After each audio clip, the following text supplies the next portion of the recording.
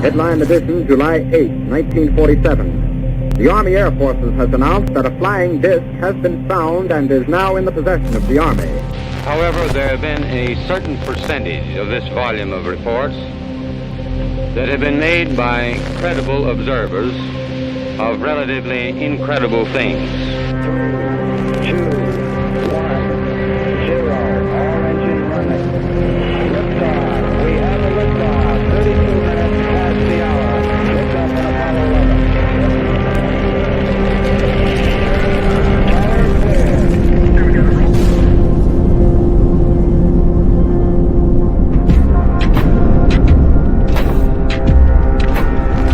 Tower clear. But other sightings apparently were taken more seriously. And one in particular, an incident called the Rendlesham Forest Incident, also known as Britain's Roswell. This was in 1980, shortly after Christmas, when a few American airmen who were stationed in the UK reported seeing a UFO. A huge, solid, diamond-shaped object they described as 100 foot long, hovering silently in the sky above them. There is very compelling evidence that we may not be alone, whatever that means.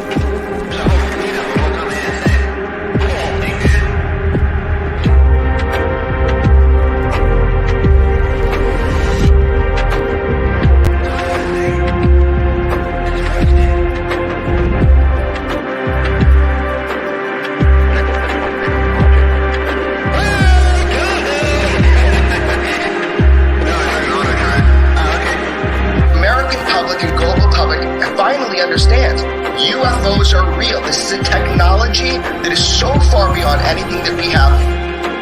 Reportedly appear to exhibit unusual flight characteristics, appear to demonstrate advanced technology. ARROW is the culmination of decades of DoD, intelligence community, and congressionally directed efforts to successfully resolve UAP encountered first and foremost by U.S. military. What is up, everybody? Welcome back to the channel. I hope everyone's having a great day. I'm really looking forward to this conversation, but before I bring on my guest, just a couple of things I just wanted to talk about. For everybody that always asks, you can get access to the audio-only version of my show. It is available exclusively on Patreon for as little as $1 a month.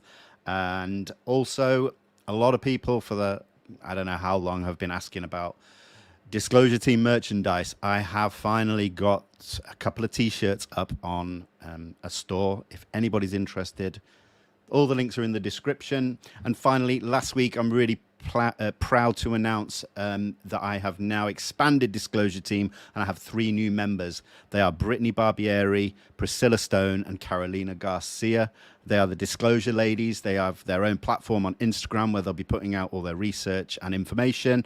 And soon they'll be starting a YouTube channel as well, doing interviews and more. So I'm really honored to be sort of representing sort of the females in the community as well, and their voices. So make sure you check out Disclosure Ladies. And that's pretty much it. Guys, if you have a question, please pop them in capital letters. I will do my best to ask them. If you wanted to support the show, then Super Chat is also available, but not expected. Any funds that do come in always go straight back into not only the show here on YouTube, but the research as well, and it's much appreciated. But yeah, I think that's it, guys. As always, keep the chat cool, calm, and collected. I know you always do, but just have to say it just in case. So finally, let's bring in my guest for today. He has been on the show before, and it's always a fantastic conversation. So it's just an honor to welcome back my friend, Christopher Plain. Chris, how are you, man? Vin, how are you? Is my microphone on, and can you hear me? Sounding good, man. Sounding good, man. I don't know if it's really an honor, but I'm definitely happy to be here. It's my honor, man. It's always a pleasure. Well, listen, Chris, it's been quite a few months. You know, it's been really a lot's been going on, and you've been kind of involved in that. So I think I'd like to take it back to kind of when we had the David Grush story first, you know, just the bombshell story released in the Debrief back on June 5th of this year with Leslie Kane and Ralph Blumenthal. And I know that you probably had, you know, prior knowledge to the story. So just give us like an idea of what it was like in the build up to that story releasing. Oh. So I think we all knew and have been hearing rumors since the Leslie and Ralph article where Dr. Eric Davis said vehicles of off-world origin or something like that. I think that, what was that, like 2021 maybe? So I think there was this kind of not so secret that they were working on a follow-up piece that was regularly rumored to be in the New York Times or the Washington Post here in the States. So I think there was this kind of building up towards that. And yes, I had heard behind the scenes for a while that they were indeed working on that. So I kind of knew that much. The article came out on a Monday. I think it was Friday night before the article came out. Because of the dynamics of the schedule at the Debrief, I'm a late night person, late night writer, come from the comedy world. And Tim, as a lot of people may or may not know, McMillan, one of the founders of the Debrief, is in Europe. So our schedules have this weird overlap where he's up early, I'm up late, and lots of times we'll just check in with each other. And I don't know, can I cuss on this show? Yeah, of course you can. So I get this message from Tim, and I think all it says is, "Are you up? Holy shit!" And I said, "Yeah, of course I'm up." So he says, "Can you talk for a second?" So we jump on the phone and we're visiting for a minute. And he says, "Hey, you know this story that's been rumored to come out?" And I said, "Yeah." And he says, "It's coming out Monday." And I said, "Okay, where? At the Times, the Post, Politico, where?" And he said, "On the Debrief." Wow. And I was like, okay. So I think anytime there's a UFO story coming, there's that kind of build up, and then there's the read the story, and it's kind of satisfying, but there's always kind of like, it's not that thing. It's not the thing everyone's waiting for, at least not what my wife, the lawyer, would call dispositive evidence. So I was cautious, but we got on the phone and he told me, he says, he gave me a little of the background that he had spent quite some time doing the background check on it, that they were doing all of that privately. And the only reason he was letting me know was so I could do what I ended up doing, which was write a companion piece. Otherwise, it's altogether possible that I would have woke up on Monday morning just like everybody else and went, zoinks, right? So he says, I'm going to send it for you to read. This is a pre-publication copy, and it had some slight wording changes and phrasing changes in the final version versus that, but there was no different witnesses or evidence or anything. So it was more or less the identical article. And he sent it to me, and I think, again, it's like midnight here, and I'm reading this, and I didn't sleep. I was so, one of the most exciting things about coming to the Debrief, I write science, as everyone knows. I love writing about it. I love talking to researchers, but I think anyone who's followed the Debrief knows it started with Tim's big, UFO article. The fast movers and transmedium vehicles had the picture, the artist rendering of the triangle photo, and something that I've reconfirmed with him a bunch of times, that his sources say that photo still exists. It just hasn't worked its way out to the world. And so being there and getting to see something like that at that stage, I pretty much all weekend, I was like, Monday's going to be insane. The only frustration I had was I couldn't do what I would normally do in that situation, which is there's a handful of people, you, Ryan Sprague, Andy over at UFO Podcast, a handful of people that I would just reach out and say, hey, if you want me on, we have something big coming. And that's usually all I would put out. But I couldn't even do that. And I think I reached out to you maybe 2 hours before the article came out and sent you a private message and said, all right, keep your eyes on the Debrief today. But yeah, it was crazy. And as a lot of people know, that was my first. I've had this weird thing with Tim where I will lots of times start asking him questions because he's just so much more involved in this than I am. And he has so many more contacts, and he shares things with us all the time in the group chat that are unconfirmed or things that we just can't really go public with, that are tantalizing little UFO tidbits. No great pictures or videos, or as I told everyone, I would just release them and get fired because, they're that good. So it was a weird, like, kind of build up to this, but at the same point, I had this has happened a lot where I hang up the phone with him and I go, crap, I should have recorded that conversation and written it up for the debrief, because I query him like crazy. So this time I had my wits about me. I called him the next day and I said, let's get on the phone. Let's do this Q&A, because that's what I wanted to know. I wanted to know, like, we're putting the debrief at a tremendous risk by putting this out. We didn't make any money. We put it out with the ads turned off. I don't know if people even noticed that, because ads are quite a pain in the butt on our site, but it's how we get paid to do it. And so there was this almost all negative and no positive roll of the dice, right? Like, it's exciting that we have it, but it's not written by us. It's written by Ralph and Leslie, and they did a great job with it.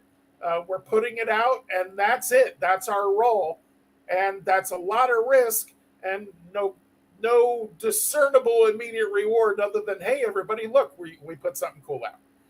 So I wanted to go through, just as a guy who works there, what did we do? How did you fact check it? And that was that 3-part piece. It's set out to be 1-part piece, but it just turned into a lot of Q&A.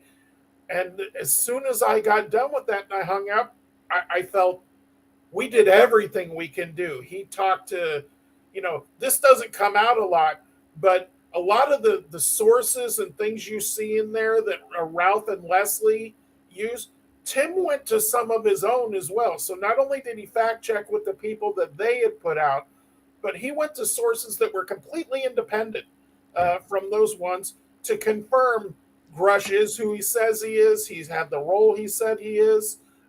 He has that he had already spoken to Congress privately for over 2 years, that he had taken all this hours of testimony he had given, mostly to staffers. Typically, the legislators don't show up. That way, if something goes sideways, they can say, hey, I've never talked to the guy, So, but he was able to do a lot of, him, our lawyer, and one other investigator they used, just did a ton of excellent confirmation.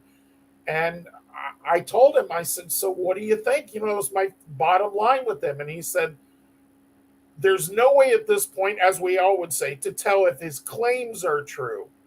He says, but everything else is true. Everything in that article, every tidbit of evidence, I confirmed it so many ways. I'm confident, and that's why the debrief took the roll of the dice on our reputation and everything else and said, let's put this thing out.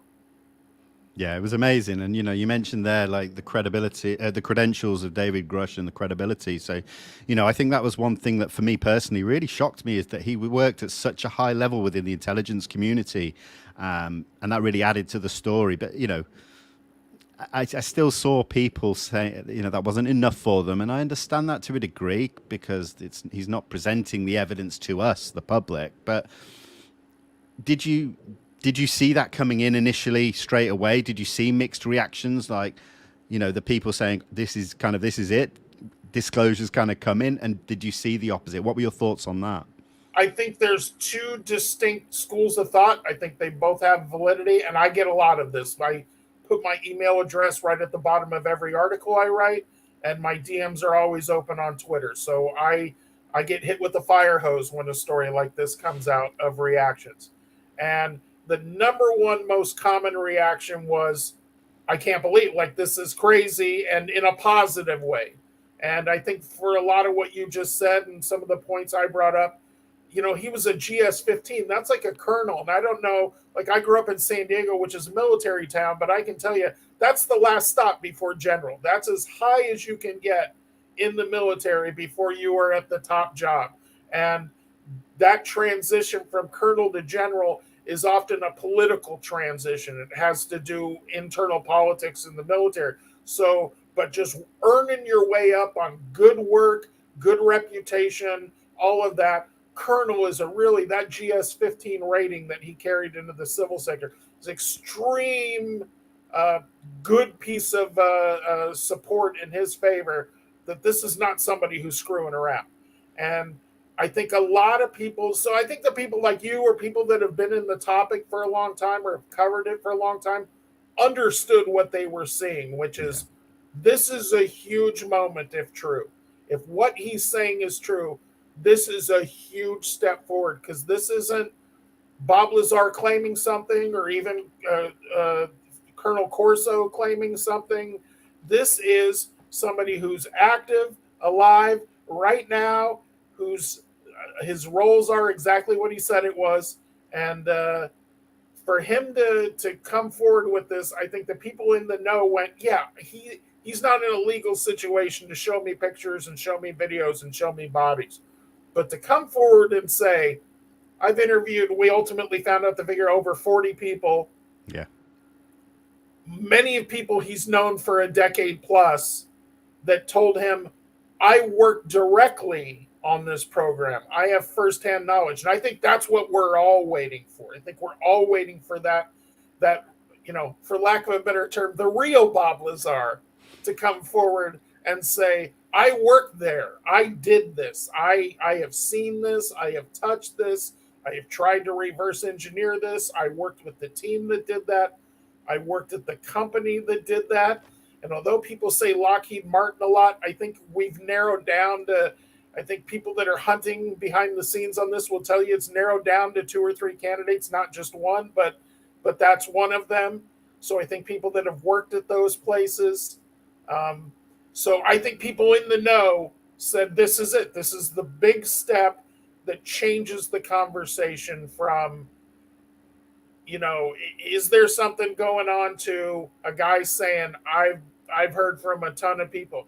I do think it's interesting, and I don't know if it's ironic, but it's interesting that, we were so excited about the UAP task force when it first came out and when it was first announced.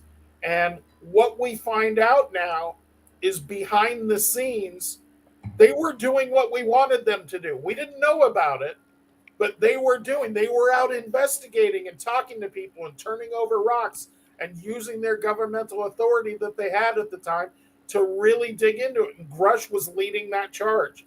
So to have the guy who says, hey, the taxpayers in the states paid me to do this for 2 years, and here's what I found, and I presented this to the powers that be, and for whatever reason, it hasn't moved forward. Many ways eerily similar to what Lou Elizondo said, which was, I was asked to look into this, I reported my results, and nobody wanted to pass it up the chain of command. And so I think Grush did the option that was left to him, which is if you say it loud enough and you say it far enough and you say it fast enough, you can potentially protect yourself from any more reprisals, which is what his ICIG complaint was about more than anything, was the reprisals he had dealt with, and get it out to the public and let the ball start rolling. I don't think that even 4 months ago when we were talking, or 3 months ago when we were talking about congressional hearings, that we thought we would go from June 5th with the release of this article to the next month having that guy sitting in front of Congress, sworn in under oath, essentially repeating the vast majority of the same facts he told in that story. Yeah, it's crazy, absolutely crazy. And you mentioned there that he'd interviewed 40 people, high-level intelligence officers who were directly involved with the program, some of them. And the fact that he found that these programs were illegally shielded from proper congressional oversight and subsequently was targeted and harassed. I mean, that surely points to some of these claims being true to some degree, because the reprisals happened.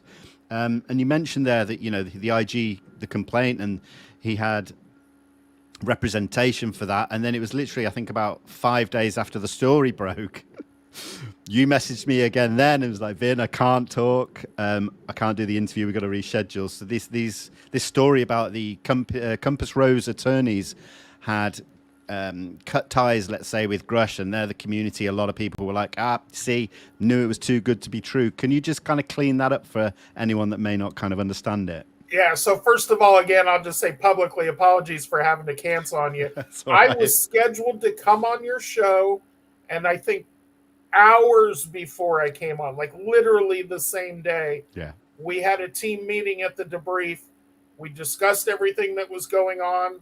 We discussed the approach that Ralph and Leslie were taking with the media, and it was agreed that for the time being, we were going to let the story ride on its own, and that we would do media after the fact. I know Micah and Chrissy, I think, did something that aired later that they had already recorded, but this was literally hours before my show with you, and I made my plea in that meeting. I said, look, I'm already agreed to go on Vin.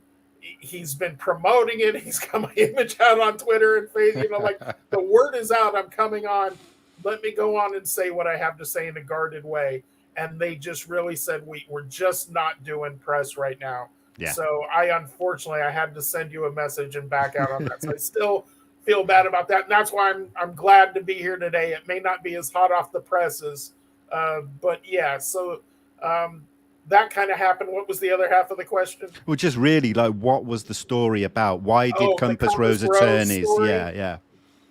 So again, same situation. So it's the day, I think that story came out on a Friday. I think the Ralph and Leslie story came on Monday. Yeah. And it's Thursday night. It's midnight, 1 o'clock in the morning for me. I'm rounding to bed. And in our work group chat where we discuss business, Tim McMillan puts up, because he's up in the morning doing his work, there's this press release on Compass Rose's website. And I don't know, he had a Google alert. I don't know how that came to him, because I didn't see it anywhere. But once he sent it, and he said, someone needs to do something on this for the morning, because this is a follow-up breaking news. And I know that the reaction was not initially great. I got private messages from people I won't mention, but people we all know that are in this community, that were not pleased about the content of that article. And my point to them, and the point I would make to your viewers, is this. The reason the debrief was selected by Ralph and Leslie to put it up there, and the reason we have a good reputation, is because we are a news site. We're not an advocacy site. And we report the news. So to put their story up on Monday, and for a major follow-up story to come, I felt we had an obligation to do it. And if we don't put it out, we're doing exactly what we accuse other people of, is picking and choosing which pieces of information we share. So I think the feeling by Tim, and again, he's my boss. So when he says, can you put this out? I know it's 1 o'clock in the morning. And I said, sure, had a shot of something, and got my gumption up and wrote this thing up in the middle of the night. I tried to keep it short and sweet, but hit the main points. He had already sent messages to the people involved to confirm it and see if we could put a quote in the story. So yeah, I think I wasn't excited either. I mean, I saw that and I went, oh man, they're distancing themselves. And again, as I mentioned, my wife is a lawyer, so I discussed it with her in the morning and told her we had put this story out. And she said, they should teach a class at law school called Cover Your Ass, because that is the number one rule for lawyers. They will tell you their number one duty is to represent their client. The number one duty to a lawyer is to cover their own behind while representing their client.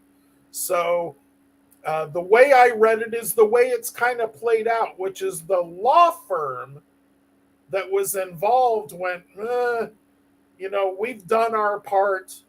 We've helped him file this complaint and get that process moving. So the firm itself, that has multiple partners and multiple people's livelihoods involved, wanted to just say, hey, we did what we did and we're out. My name's Paul and it's between y'all, right? So I think that was their move. But I think what's come out of that, and what people were screaming at me about behind the scenes, was that lawyer's not really leaving. The lawyer that's actually the former original ICIG, I think his name's McCullough, right? Or something? McCullough, yeah. Yes, he's not leaving.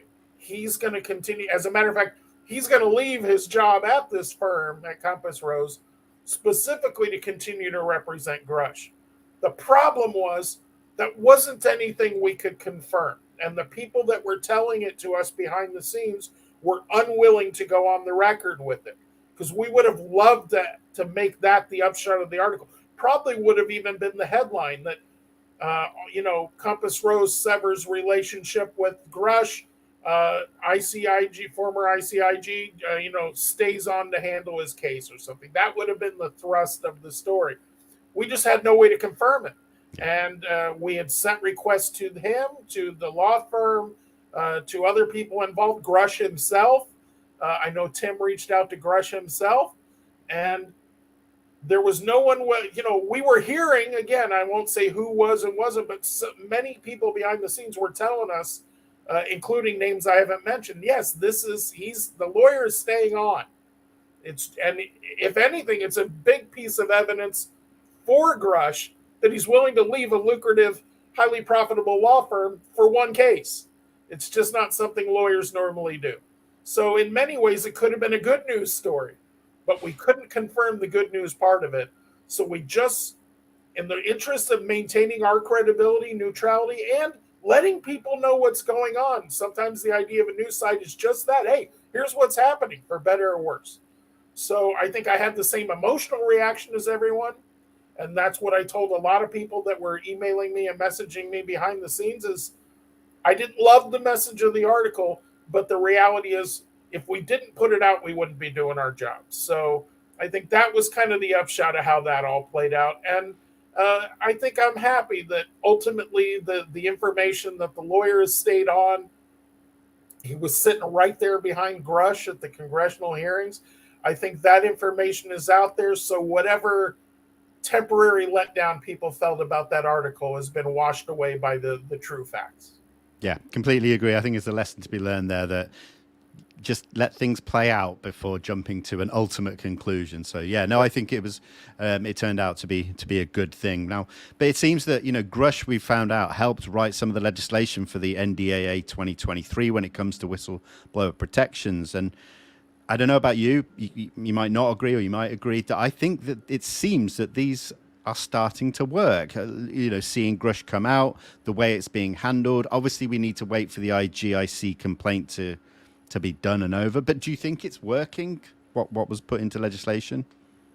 So I think the fact that you just said that he was involved in that process, and I believe that's become established at this point too, that many people in the Chris Mellons and Elizondos and the people in that little world that were involved with the task force, involved with the program before that have seen things, and we hear Mellon out there talking about that now. I remember, I was back when we had a different podcaster working at the Debrief, I was writing questions for Lou Elizondo, and I said, all I care is this, are there better videos and are there better photos? And he said that on an interview on the Debrief, but in multiple other places. So I think there was a feeling on their part that this is where they were heading. I think Grush, if not Grush specifically, but maybe other people within that, knew they were going to blow a whistle, that they were going to come out and say, the people tasked us with this job. We spent a couple years doing it. And what we found was a ton of evidence, most of which we can't share directly, that says this program is real, that these people are working on this program, and we're going to have to bring it out. And I think what's interesting is, say you think all of that's fake, right? Say you're one of the people that says these are all intelligence people, they've got a coordinated effort, either Grush is in on it or they're misleading him. And especially that second one, I hear that a lot, that, well, he seems honest, but I think all these people are lying to him and it's an effort. I don't think that someone as experienced intelligence as he is would imagine the reprisals. So set aside the actual what everyone told him and whatever photos and videos he's been shown, whatever evidence he's been shown that he turned over to the ICIG and is shown to Congress privately, or certain members of Congress privately. I don't think he and his wife would be hallucinating, I don't know what has happened, but I'm saying, for instance, if somebody ran her car off the road, or if somebody broke into their house and, left a nasty note or stole these sort of things that led him to the point that he went to the ICIG. Because if you look at his complaint, and you look at the Compass Rose letter that you and I just talked about, that really was the focus. And the focus was really people are doing bad acts against him and his family because he's behind the scenes talking to Congress. And he's out there letting out what may be a huge damning secret about a program that may have been, going on for 80, 90 years, depending on which, story we tie it back to. I don't think he makes that up. I don't think he misunderstands that. I think, the reprisals just simply are what they are. And whether they're supportive of a false narrative or whatever, what they show is that as you said, the whistleblower protections are there for a reason and they're working. It's letting him come to the people that handle that, to the inspectors general, and to Congress and say, look, I'm trying to get this information out because I have found illegal activity. And I'm people are doing bad crap against me because I'm trying to get this information out. And I mentioned to you, Vin, if you don't mind, real quick before we came on the air, that I spoke to a lawyer who specializes in whistleblower protections and whistleblower cases. And I asked him, I says, something that I've heard a lot. I've heard a lot of people say, well, the DOPSR review, the Department of Pre-Publication Security review that he underwent, where the Pentagon essentially approved him to go talk about all of this. If what he was saying is true and all of these secret program and all of this money and everything is true, that they would not clear him because he would be revealing secrets. And that lawyer offered me a thought that really hadn't occurred to me, but once he explained it to me, it made complete sense.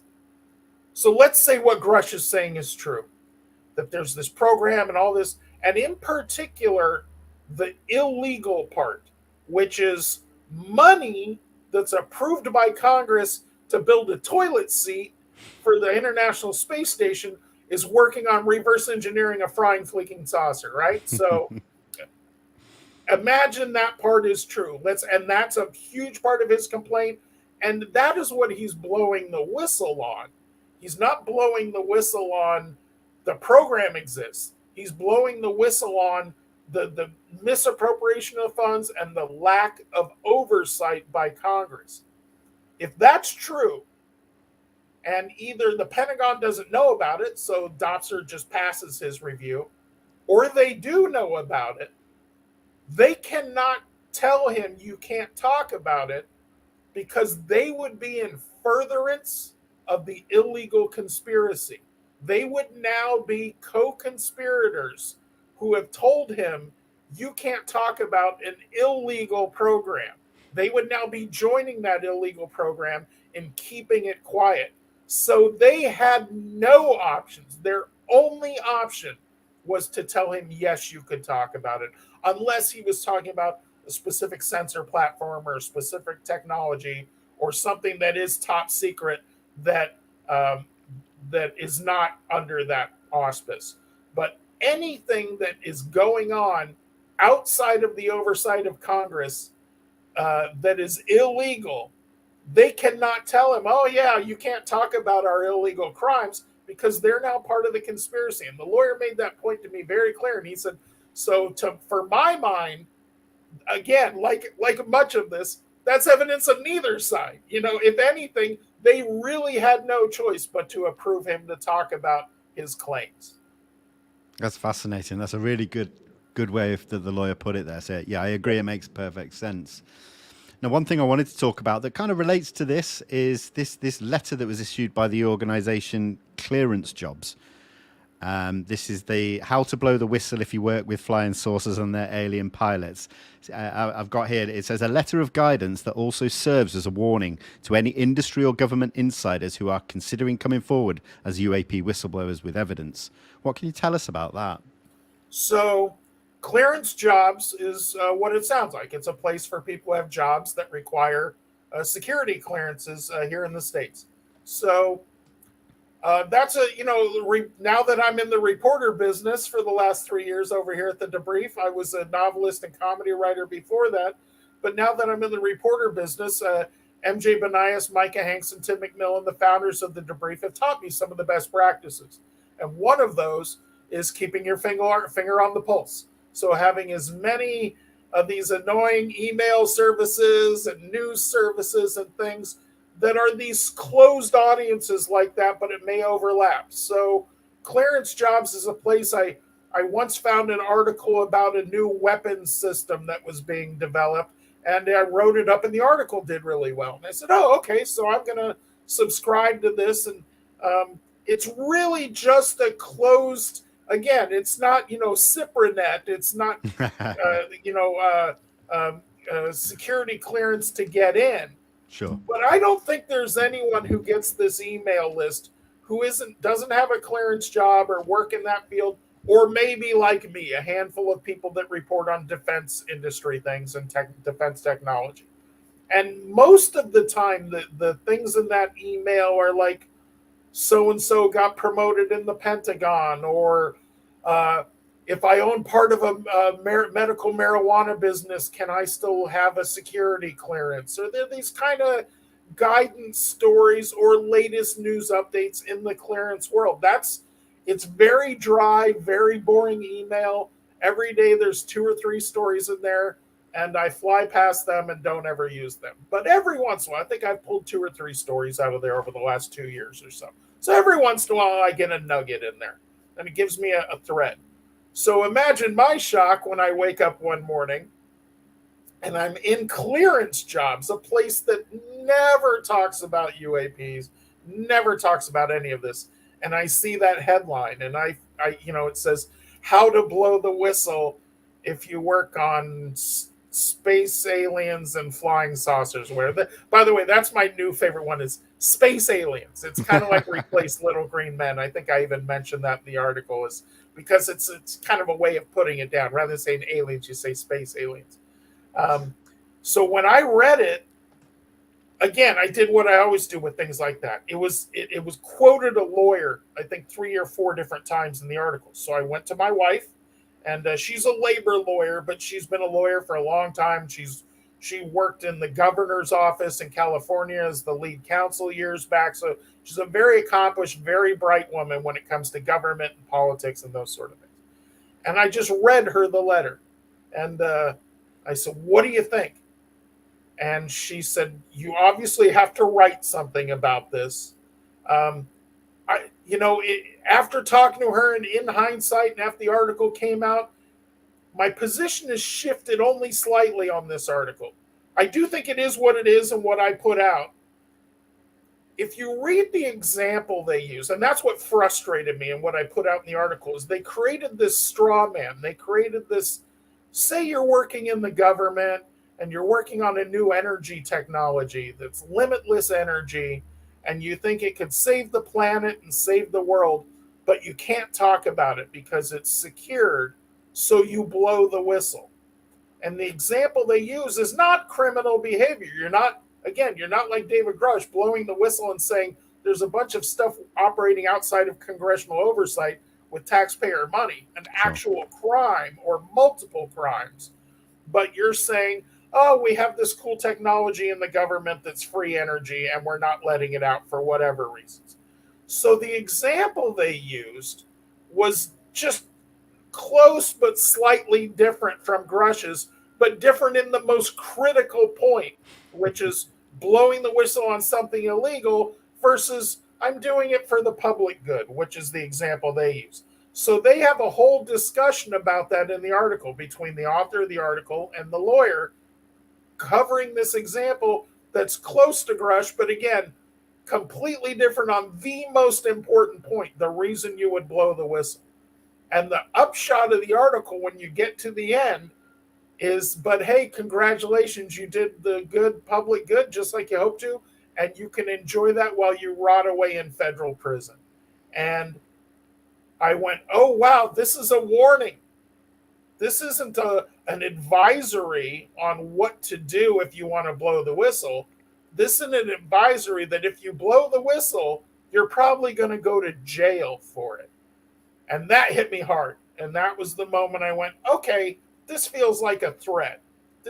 And the example they use is not accurate.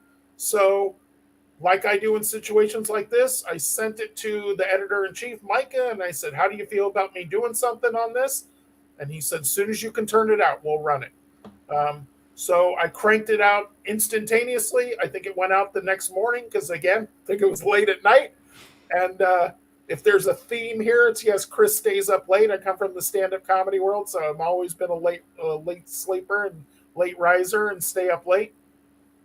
And so the reason my opinion has changed just slightly, although he was using Grush as the impetus to put this story out, and he and the lawyer, and they discuss Grush's claims in the first paragraph, the whole rest of the article and everything else, as I said, is kind of a slightly different version. It's something that you're just releasing for the public good.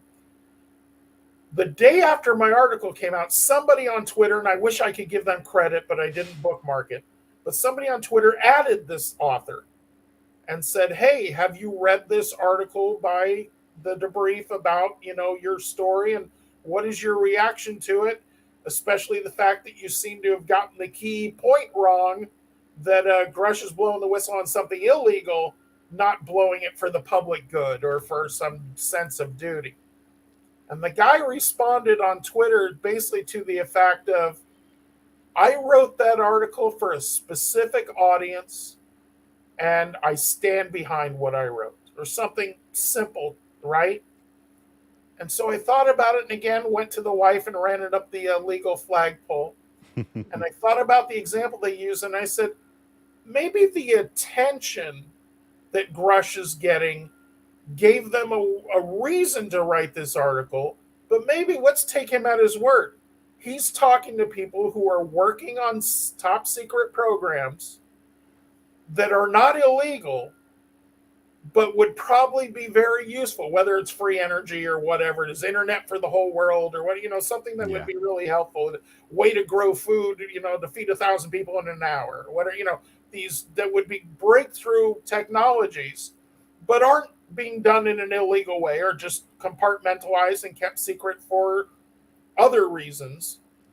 He's telling them, hey, if you're thinking about blowing the whistle on that, and you don't have the cover that Grush has, that you're not talking about something illegal, you're just talking about the public good, you're going to go to jail for that. So it is all and specifically because of the response he made, that's what I think. I think he was exactly talking to people that work in top secret programs that go, man, if we would just put this technology out to the world, think of all the good we could do. And it's held top secret. And collaterally, that's been attached to the UFO thing for a long time, is this idea of free and unlimited energy. Yeah. So it overlaps in a weird way in the example he used, but that's where I've come down on that. I think that it is just as likely that, first of all, it's just very likely it's what is it on its face. Is he saying, hey, if you work on the UFO program, keep your mouth shut or you're going to jail. Or it could be, if you work on another program that's top secret that you're thinking about blowing the whistle on, and we know blowing the whistle is the cool new thing in 2023, just remember you're going to be in jail if you do. So I think it's equally as likely, if not maybe even more likely, that it's exactly what he said. I was talking to a specific audience, and I stand behind what I said. And interestingly, I'll just note, that's the reason I heard from a whistleblowing lawyer who reached out to me privately and said, hey, I read I titled the article, The Empire Strikes Back, and I thank Micah dearly for running that. I know there was some discussion between he and Tim about, do we want to run this corny of a title? But at the same point, that's how it felt when I read this. I said, man, the apparatus, the powers that be are reaching back and saying, hey, for anyone who's thinking about blowing the whistle, here's a jail cell with your name on it. So I think that that lawyer reached out to me and said, hey, I think your take is dead on, and you made the most important point. He just wanted to congratulate me and thank me that Grush is blowing the whistle on something illegal, that he's saying this has been done illegally. He's not coming out there going, we have aliens, the world should know. I mean, that's the upshot of it for people like you and me. Yeah. But the reality is, if you live in the States like I do, and you pay way too much taxes like I do, and you live in California, which means I pay even more stinking taxes. And Congress's job, we are a representative government. And I know that it may not be quite as clear around the world exactly the structure of the U.S. government. As I said, I studied politics in college, and I don't understand every little nuance. But one thing I do know is Congress controls the purse strings. They control where the money goes. And they are our representatives. The idea of a representative government is 2 senators represent my state, and a number of congresspeople, I think over 50, represent California in each one of those little districts. And their job is not to go in and do what they think is right. Their job is to go in and represent me. And if the military, Eisenhower, one of the most conservative presidents of all time, warned the world about the military-industrial complex. And it's a very real thing. It may be a catchy conspiracy theorist sort of name, but it's undoubtedly a real thing. I think that's the ultimate upshot of all of that. So that's my opinion, at least. I found it such an interesting article, and I think it went under the radar because I think it was just, related to that whole story. So I just wanted to highlight that. So I appreciate you answering that. Now, I'd love to touch upon the hearings. I don't want to go into too much detail, but... Real quick, Vin, I'll just say, sure, that would have gone under the radar. I saw no one else report on that. I think the message would have went out to people with security clearances, keep your mouth shut, and it would have just gone under the radar. So I'm glad that I was lucky enough to spot it in my email, and I'm glad that my editors and bosses said, yeah, put this out. So anyway, You want to talk about the hearing? Sorry.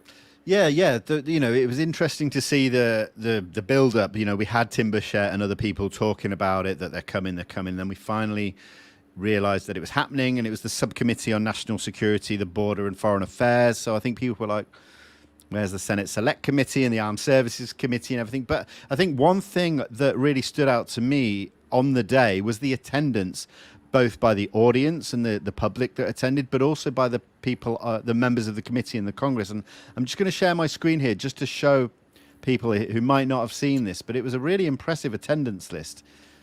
Yep. So both sides, Republicans and Democrats, it really points to this bipartisanship effort. So, what are your thoughts on that? Because we've seen, Kirkpatrick previously when he was with Gillibrand and that in a very modest setting. So I think this really sort of jumped out at me that things are getting serious and people are more curious now. What are your thoughts? In my late teens and in my college days, I was aspiring. I was seriously considering going into politics, and I was being groomed for that. There's an organization in the United States called the Junior Statesmen of America, and it's a really hard group to get into. And they hold debates and other mock UNs and Congresses and things around the country. And through a lot of hard work, a little bit of luck, and a couple of connections from my parents who weren't rich but just knew a couple of good people, I was able to get into this summer program where I lived in Washington, D.C. The last summer before I went to my last year of high school. So when I was 16 years old, and I got to do some follow-ups on that program over the next few years. And one of the things I got to do in that program, alongside standing on the White House lawn and watching Ronald Reagan get into a Marine One helicopter and meeting tons of cabinet members in person and just rubbing elbows with literally Vice President at that point, George W. Bush, really got to really get immersed right in the real business of politics. Part of what we did as students in this group, and later in the follow-ups I did, was go to Capitol Hill and go to the offices of Congress people and meet Congress people and talk to them and sit in on committee hearings and sit in on these things.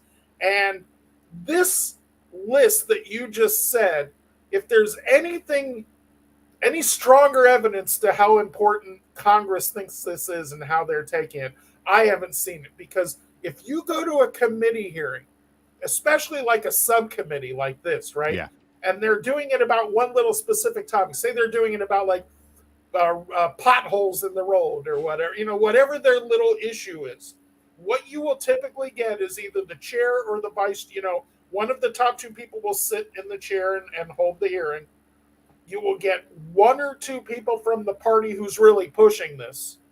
And maybe you'll get one person from the other party who wants to come in and get some screen time or put something in an ad that they can tell their constituents. It is very typical for a committee like this that I think had 18 actual members to get 2, 3, or maybe 4. If you get 6 out of 18 people, if you get a third of that committee, that's a huge, huge, huge turnout. Now, granted, things may have changed in the 35 years I was on Capitol Hill, but whenever I still read about it, or whenever I catch my wife watching C-SPAN, because she's very involved in politics, you see exactly what I'm saying is you got 1 or 2 people out there trying to make their point, and you got a chairperson. Maybe if you got 4, that's a big number. You got 6, that's huge. So 12 of the 18 committee members showing up in and of itself is just something. I don't think I probably sat in on 30 committee hearings in between ages 16 and 22 and my various trips out to DC. And I don't ever remember that big a turnout. It became very obvious that these are what you would think. They're very political. A couple people have an issue they want to make some hay with for their own campaign or for their constituents, or have a valid reason for pushing it, whatever it is. That's what you get. So to have 12 out of 18, to have 6 people that aren't even on the committee waived by the committee chair, and that's how that works. I think at least that's how it worked in 1990, is they would have to waive them, and it says on that list, I think it says waived on next to a bunch of those names. For them to waive on 6 Congress people who are not on that committee, so you end up with 18. You end up with essentially every seat is filled. Yeah, I think 1, 2, 3, 4, 5, 6, 7 people are waived on. Yep. That's insane. I've never seen that in any of the committee hearings I've sat in on, any of the stuff I've read. Anytime I catch my wife, like I said, watching a hearing on C-SPAN, there's none of this. That you just don't see it. And as a lot of people have pointed out, to have AOC waived on and to have Gates waived on, like to have this, both parties, to have what's going on here is something you don't see. So right off the bat, 12 out of 18 and 7 people waived on, it's just like no hearing I've ever seen, especially, maybe a major committee, like you said, like a Senate Armed Services Committee or a House Appropriations Committee or something that are huge. You'll get a nice big turnout because a lot of people want to get camera time and have things that they can put on the record. So I said this at the hearing. But to have that many show up from across party lines, have them all be cordial with each other, I don't think, other than Mrs. Fox, Rep. Fox, who kind of cut Grush off, and maybe one guy from Missouri who was a little like, I'm still kind of skeptical, which, again, if you're not that informed on the issue, not that ridiculous of a position to take. It's still a little annoying when you are informed and you know they've been informed to some degree as a viewer to go, God, really, buddy, you're still skeptical? You haven't seen anything that's convincing you? But just that turnout alone, that was just impossibly huge. I would like to point this out, and again, just because I'm pulling from personal experience, Congress people really have 2 jobs, okay, especially representatives, because they have to get reelected every 2 years. Yeah. Their jobs are raising money and running campaigns. So everything they do, even if it's things they have to do or helping major donors or helping, like I didn't get my stimulus check when the government was giving out stimulus checks. So I called my representative, local rep, their office went to work, contacted the IRS or whoever, and all the Department of Treasury, and I got my $1,200 stimulus, right? And that's a real story. So they do things like that, but that is all towards this idea of raising money and getting reelected. They're always in campaign mode and they're always working. And in 2023, the last thing any representative who's constantly running for office wants to be seen doing is working with someone from the other party. That's a killer. That's a for as much as everyday Americans say we want to see them working together, the last thing that their voting blocks will vote for them on is, oh, Gates, you worked with AOC, she's the devil, or whatever. They really, so to have that is incredible.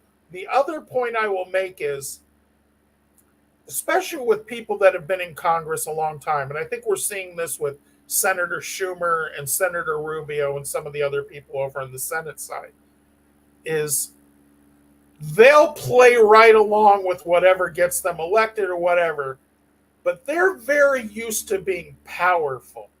Yeah. And we've seen this, we have a senator in California who's had health problems, Feinstein. She's very old and struggled and had health issues, missed a bunch of votes. There was push by people of her own party for her to step down and just let someone else take, I think she's 88 years old or somewhere in that range. I don't want to disparage her, but she's had just tremendous issues. But you know what? If you're her, being a senator is great. Being an ex-senator is not that great, right? When you're a senator, everybody takes your phone call. If she wants to get Tom Cruise on the phone, she could probably get him on the phone, right? Like, you're an active, powerful, long-standing senator, and they don't have term limits, senators or congresspeople. Sure. So they can be in office for life, and that is their goal once they get it. Make no mistake, you do see it sometimes, but you rarely see people step down and not run for re-election. And one thing that people in power, they may run a campaign, they may do favors for donors to get money, but one thing they don't like is being told you don't have access. They don't like being told no. And when I think that's what's really happening here on the Senate side and the House side, is people in Congress are being told, you've been circumvented. The military-industrial complex they're writing their own checks. That's your job to approve the money, and they're doing it on their own. And they're telling you no. Yeah, how many times did we hear that in that hearing? Well, we tried to get into a skiff to hear information, and we were denied. Gates seemed to show up at the meeting, a relatively powerful House member, just to bring that point up, to just tell the story of how they were at this military base and they wanted to get in and see information. And if you follow his story, it seems like he was the only one that able to get in. He brought Luna and Burchett with him, but his version was, they showed me, I got to see. So even at that, his power, his informal authority, they call it in Congress, is the fact that he's popular and been in for a long time. That's what got him through the door. And that, they'll put up with a lot, Congress people, especially if it helps them get elected or helps them keep their job or raise money. But one thing they won't put up with, in my experience, is being told, no, you don't have access, you're not important enough, you're not powerful enough. And I think that's what's really driving this here, is not just the idea that operating outside of Congress is a crime, especially financially, which it definitely is, but that it's, hey, we're doing it on your watch. We're doing it right under your noses, and we've been doing it for as long as you've been in office. We've been doing it before you were born, and we're just going to keep on doing it, and there's nothing you can do about it. And if you want to create a situation where you get a whole list of people from the Republican Party and a whole list of people from the Democratic Party to show up at a congressional hearing, a little tiny subcommittee of a subcommittee, and make their voices heard, it's when they're being told no. Yeah, absolutely. I mean, you mentioned Gates there, and I think you're right. He kind of just wanted to say that he'd seen this evidence and to make the statement that he was not able to attach it to any human capability. And, that was a bold statement. So I was impressed with that. I really was. But one thing I really wanted to pick out from this whole thing was that Grush challenged previous statements made by Dr. Kirkpatrick, where they had no credible information that appears to point to evidence of extraterrestrial technologies. And, Grush made that very clear, but then we saw Kirkpatrick release this statement, only a few days ago, which has caused, I think a lot a lot of trouble for him potentially. I mean, what are your thoughts on that? So this is one of those, God, nothing I hate more than watching a UFO interview and hearing the interviewee say, I can't talk about that. So I'm going to talk about it as much as I can. Tim McMillan has shared some things with those of us that are lucky enough to work over here at the old Debrief. And I think he said some of this on Andy's show the other day. So I'll put out what he said, which is there's not a lot of enthusiasm for Kirkpatrick behind the scenes. And a lot of people that have worked with him have don't have, it's not easy to find people that say they liked working with him or have great things to say about him. In history, if you go back, and I'll try and be not so long-worded on my answer here, but if you go back to 1947 and the beginning of a lot of sightings of UFOs, there was kind of a process. First, there was this thing that we didn't even know about till decades later called the Twining Memo. Yeah. But basically what that was the head of the Army Material Command went to this general, Nathan Twining, and said, hey, put together a little team of nerds and look into this and tell me if something's to this UFO thing or if it's just people acting crazy and we can move on with our lives. And he did that, and he came up and he said, yeah, our guys have looked at it. And the very first thing in the memo is like, these are not fictitious or hallucinations or whatever. This is a real physical thing that's going on, whatever it is. And then went on to break down the capabilities and stuff. That led to the creation of Project Sign. Project Sign was the predecessor to Blue Book. Project Sign was a formal organization put together a bunch of people, scientists, engineering types, and really smart people to look at the problem. And they did their best analysis of it, and they came back and said, it's aliens, right? And really, that's essentially what they said is the best answer. And likely they were working on photos and film and things that weren't available to the public, right? Does it sound familiar, right? So they came forward and said it was aliens. And the powers that be went, I can't take that answer. There's got to be another answer. So they created Project Grudge. And one of the first leaders of Blue Book, actually, Edward Ruppelt, wrote a book about this. And he said, even if you look at the name Grudge, it was meant to be what it sounds like, which is, I don't like what Sign told me. Give me a different answer. So Grudge came back and said, it's not aliens. It's all just trash and Chinese spy balloons or whatever version they were using in 1948, 49. The powers that be didn't like that either. And especially one particular, I can't think of his name, but one particular highly placed general came back and said, all right, I got these guys telling me it's aliens. I got these guys telling me it's not. And it seems like the guys telling me not have a motivation to do that. And the guys that were telling me it's aliens are saying the same thing the Twining Memo said. And that's when Blue Book got put together. And the first year or two of Blue Book was run really well and was run really with this idea of trying to get to the bottom of it. And it appears, historically looking back, that once they either got to the bottom of it or got a better understanding of what was going on, the entire mission of Blue Book shifted to just being a disinformation program. Just keep and that's, again, like Hynek, J. Allen Hynek, and Ruppelt, and all these people that have written, that actually worked in that program, even Robert Friend, who worked as a leader of the program for a while, all said, hey, this thing was ultimately just turned towards that. So when I look at what's going on now, and I think of ATIP, OSWAP, whatever you want to call it, it feels like the Twining Memo. It feels like, we looked at it behind the scenes, and yes, there seems to be something going on. And then you have the UAP Task Force, right? And the UAP Task Force sounds a lot like the Project Sign. Hey, we've looked into it. We've dug deep. We're talking about something not human here. And the powers that be went, good. All right, let's try this AIM-SOG. Maybe they'll give us the answer we want. And that evolved into what we have now, the Arrow program.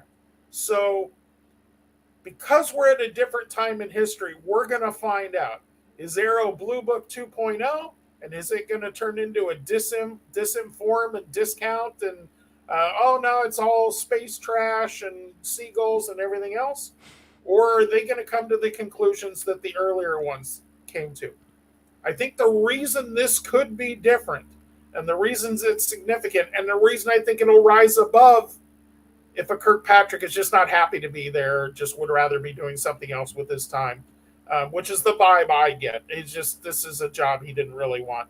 We have Grush and his claims, and we have a whole nother set of information bubble where we have been told there are 40 people that know about this, that have worked directly on it, that he has interviewed, some of which he termed as hostile. I think he said, I have a witness list I can provide you of cooperative and uncooperative. I forget the terms he used, but like some that want to talk about it and some that don't want to talk about it. But a list of people. So between that list of people, between these photo imagery that other people are talking about and video imagery, between the actual material, if it exists, crash material, intact ships, bodies, a ship is big enough you had to build a building around it, whatever, all of these things that we've heard, that's now out there. That doesn't go back in the bottle.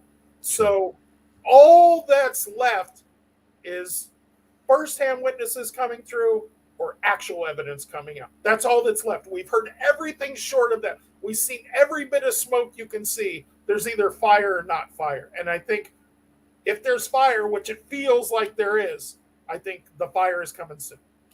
I agree. I completely agree. Exciting times. I can't believe it. I tell people all the time, I saw a UFO, my one and only, when I was just before my 8th birthday in 1977. And I like to argue with MJ. MJ Benias is one of the founders of the Debrief, and he was a guy who used to write about UFOs a lot. And he wrote a book called UFO People, about the community and stuff like that. It's an interesting read, especially if you're a UFO Twitter person or in that community. You might find it interesting to see his cultural observations on the community. But he's as close to a Mick West as we have over at the Debrief. He's highly, highly, highly skeptical. Yeah.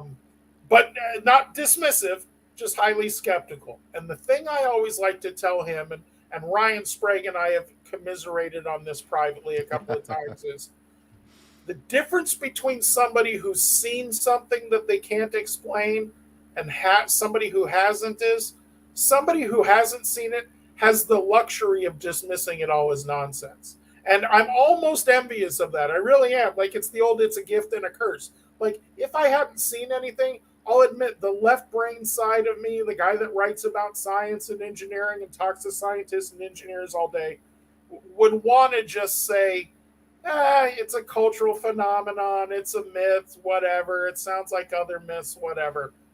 But once you've seen it, all you're trying to do is go, what did I see? And so your interest in following it. So from 1977, my first sighting, I started looking stuff up in the library about 1980 when I was about 11, 12 years old, or 11. And the 80s, I read every book you could get. I watched every documentary you could get. 90s, same thing. And it reached a point where Stephen Greer had this big Disclosure Project event at the National Press Club in 2001. Yeah. And it was the first time you'd really kind of seen what we're seeing now, which is, or at least for me, was FAA witnesses and pilots and military personnel and all these people coming forward just sharing their experiences. And 4 months later, the U.S. went to war. Right? We were attacked and we went to war. And the God bless the Brits. You guys jumped right in there with us and said, "Yeah, we're gonna find those weapons of mass destruction in Iraq because we know they're real. Somebody told us they're real." Right? So, I think around then, for me, and I was 30 years old, and I just went, okay, I can't solve this problem. I will always be curious. I will always want to know what I saw as a kid, and I'm confident it wasn't an airplane or something. It was honestly, I told Tim McMillan, I started working at the Debrief 8 days after the Debrief started. Wow. Their article with the artist rendering of the triangle with the three lights at the corners. Didn't have a red dot in the middle, the three lights at the corners. Yeah. That's what I saw. And I saw it clear as friggin' day. And there were other witnesses there, a couple of which that are still alive, that are still in my life, that I occasionally over my life and go, we saw that, right? Like you would almost have to like reassure yourself, and they would be like, yeah, you know, at least one of those is as no nonsense a person as I know who is probably mad that they saw it because it doesn't fit their world paradigm that this is everything's crap, and you know, people like to make up stories. Very MJ sort of mindset. So if you told me in 1985 or 1995 or 2005 or even 2015 that I would be sitting with my buddy Vinny talking about congressional hearings and upcoming hearings and whistleblowers and letters from security organizations warning people not to blow the whistle and more senators from both parties in 2023 working together on something, committees filled with 18, 19 Congress people in the room to talk about it. I wouldn't have believed. I would have said there's no way we're ending up there short of the, you know, the old aliens landing on the White House lawn or the president coming out and saying, we've got the goods and we're going to finally show it to you. So for this to be happening, really, again, since 2017, everyone always points to that. I think it's a valid time. I think that was our Hannibal Buress reminding the world about Bill Cosby moment. I think that was the moment where the world went, oh, crap, I've heard about UFOs. I watch Ancient Aliens, or I got a wacky uncle that watches Ancient Aliens, or these sort of things. And all of a sudden, it was mainstream news. I can't believe it. There are still days, and as I've said, working at the Debrief, one of the highlights of my life so far, and just being in that environment where, again, I haven't gotten anything just positive, or I would, like I said, I would blow my job and just share it. But the stuff I hear behind the scenes there, the stuff that Micah and Tim and MJ and Chrissy Newton and the team over there, the things that they learn, the people that they talk to, the information they hear about that maybe isn't out yet but is going to come. Even that idea that Ralph and Leslie were working on a follow-up story was something I heard a day after their last story came out 2 years ago. I was like, oh yeah, wait till you hear the follow-up story they're writing. And they were already working on this. So yeah, Vin, I can't believe it. I can't believe it. This is, like I tell people all the time, if you're new to this subject, be glad you didn't sit through the 80s or sit through the 90s or watch the occasional news report where they played the X-Files music and all the anchors laughed. This is a brave new world, and I think social media, I hate to sound like Lou Elizondo here, but I think this is a huge pat on the back to podcasters, bloggers, and social media people that are saying, look, we know there's fire where this smoke is coming from, and we're not giving up. You're not going to chase us away. We're going to stay on this until we have an answer, or even if that answer is, it turns out there's atmospheric phenomena that creates things that look like Tic Tacs, and they look like they're flying around, and they look like flying. I mean, it's a really wacky explanation, but whatever the answer is, yeah. I think that, and now Grush ups that ante. He's saying, forget about any prosaic explanations. Non-humans, bodies, craft. Boom. Forget about everything else. So where it goes from here, I don't know, but I do think that's the world we're in, is that the table is set. We now know. This isn't like, is there a photo of the UFO from Chicago O'Hare, and will that ever come out? This is tons of people saying this exists. 40 witnesses exist. High-def photos exist. Videos exist. All of these things exist. Bodies exist. Craft exists. That will be proven true or false one way or the other, in my opinion, and I think quicker than any of us would expect. Yeah, absolutely, man. Well, listen, Chris, I appreciate you. I know everyone else does. I cannot thank you enough for joining me today. It really does mean the world. So, yeah, thank you so much. And to everyone in the live chat, thank you guys so much as well. I always appreciate you guys being here. I'm going to be back next week with Chris's boss, Tim McMillan. So make sure you come and join us there. I'm gonna be grilling Tim. Don't you worry about it. I think he might have some fun stuff to tell you about next week. We'll see. I hope so, man. But as always, guys, thank you, and I will see you next time. Take care. Goodbye. Thanks, Fib.